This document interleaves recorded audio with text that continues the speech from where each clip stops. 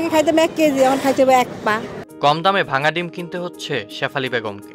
আগে মাছ মাংস খেলেও এখন 5 জনের সংসারে ভাঙা ডিমই একমাত্র ভরসা। কারণ বাজারে ডিমের ডজন 150 টাকা হলেও প্রায় অর্ধেক দামে শেফালি পাচ্ছেন এই ভাঙা ডিম।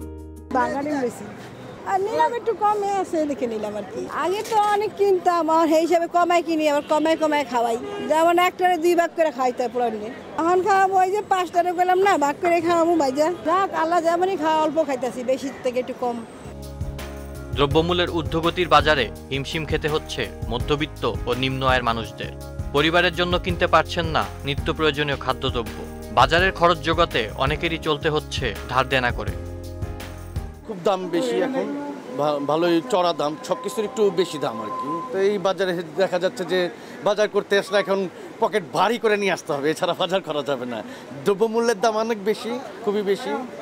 তবে বাজারের নিয়ন্ত্রণের তদারক কমিটি করা দরকার, যে দ্রব্যমূল্যটা নিলে আমরা মধ্যবিত্ত বলেন নিম্নবিত্ত বলেন আমাদের জন্য একটু কষ্ট হয়ে যায়। অবশ্যই না, আমার যেমন একার পক্ষে যে বললাম যে 4 জনের সদস্য, আমার একার ইনকাম, সেই ক্ষেত্রে তো আমরা ওই যে বললাম কখনোই চাহিদা পূরণ করতে পারতেছি না, কোনো সময়ই হচ্ছে না। ওই দেখা গেছে ঋণ করে চলতেছি, আবার কোনো সময় কষ্ট করে চলে আবার সেই ঋণটা আমাদের পরিশোধ করতে হইতেছে। তো সেই ক্ষেত্রে আমরা ওই বড় আর চিন্তা ভাবনা তো কখনোই আসে না। তো এই ঋণটা কোনো এক সময় কোনো একটা আমাদের অ্যাসেট দেখা গেছে ওইটা বিক্রি করে পূরণ করতে হয়। তো সেই ক্ষেত্রে তো আমরা দিন বছর আমরা মাইনাসে চলে যেতেছি। আমাদের ভালো একটা অ্যাসেট দেখা গেছে কোনো দিক দিয়ে না কোনো দিক দিয়ে ক্ষতি হয়ে যাচ্ছে। বর্তমান বাজারে নিত্য প্রয়োজনীয় খাদ্যদ্রব্যের মূল্য বৃদ্ধি নিম্ন আয়ের মানুষের জন্য সাধ্যের বাইরে। যদিও নতুন মন্ত্রিসভা দ্রব্যমূল্য নিয়ন্ত্রণে আশাবাদের কথা শুনিয়েছিল। এরপর রোজায় ভোজ্য তেল, চিনি ও খেজুরে কিছু শুল্ক ছাড় দেওয়া হয়েছিল।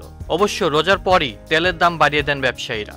বর্তমানে সয়াবিন তেল লিটার প্রতি বিক্রি হচ্ছে 165 থেকে 170 টাকায়। এক সপ্তাহের ব্যবধানে পাইকারি বাজারে আলুর কেজি 10 টাকা বেড়ে 50 টাকা হলেও এলাকাভেদে খুচরা বাজারে বিক্রি হচ্ছে 55 থেকে 60 টাকায়। প্রকারভেদে পেঁয়াজ বিক্রি হচ্ছে 70 থেকে 80 টাকা।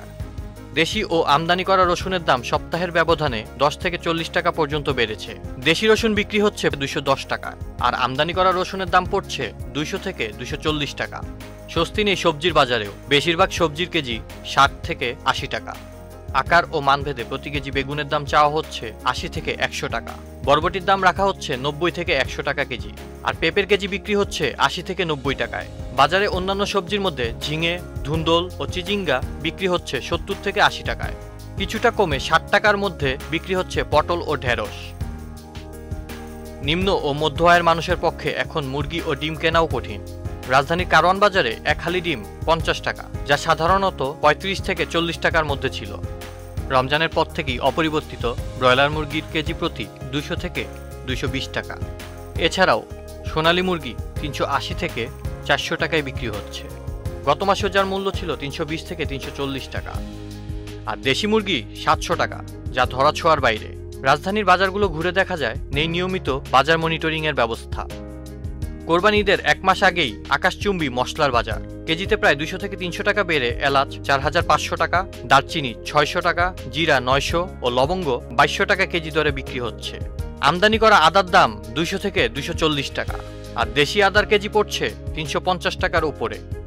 তবে উচ্চ মূল্যের বাজারে ক্রেতার পাশাপাশি স্বস্তিতে নেই বিক্রেতারাও। বাজার ঘুরে দেখা গিয়েছে ক্রেতা সংকটে ভুগছেন পাইকারি ও খুচরা বিক্রেতারা। ক্রেতাদের পাশাপাশি তারাও দ্রব্যমূল্য কমে আসবে বলে আশা করছেন। ক্রেতা আসে যে জায়গাত লাগবে 1 কেজি জায়গাত না হাফ কেজি 250, যে জায়গাত বিক্রি হইতো হ্যাঁ দৈনিক 2.5 লাখ 3 লাখ, সে জায়গাতে এখন হইতেছে 40, 50, 60, 1 লাখ এরকম সেল কমতেছে। ক্রেতা তো কম, জিনিসের দাম বেশি, কম কিনতেছে অনেকে। দেখা যাচ্ছে 5 কেজি জায়গায় 3 কেজি কিনতেছে তেল, 2 কেজি জায়গায় 1 কেজি কিনতেছে। দেখা যাচ্ছে মশলার দাম বেশি, মশলা কম বেচা কিনা হইতেছে। অন্যান্য বছরের তুলনায় সিজনের তুলনায় বেচা কিনা কম হইতেছে। ব্যবসায়ীরা কী করে ওই টাইমটাতে ওই যে কোনো সুযোগটা ব্যবহার করে, যে কোনো জিনিসের চাহিদা যখন বেশি থাকে, রমজানে ডাউলের চাহিদা বেশি থাকে, এই কারণে দাম বাড়ায় দেয়। এখন কোরবানির সামনে আর মশলার চাহিদা বেশি থাকবে, এখন মশলার দাম প্রত্যেক দিন বাড়তেছে। ঈদ পর্যন্ত বাড়বে, আবার ঈদের পরে দাম কমবে।